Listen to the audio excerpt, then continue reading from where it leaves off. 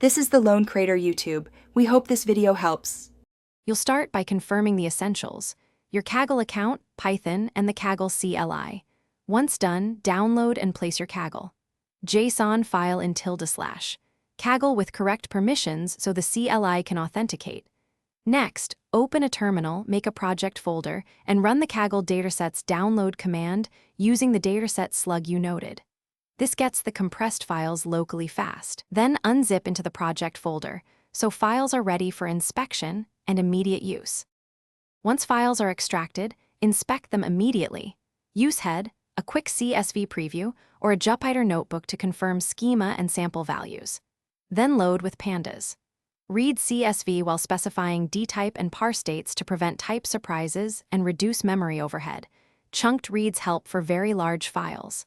As you load, log column definitions and missing value rates so you understand what needs cleaning. This saves time later.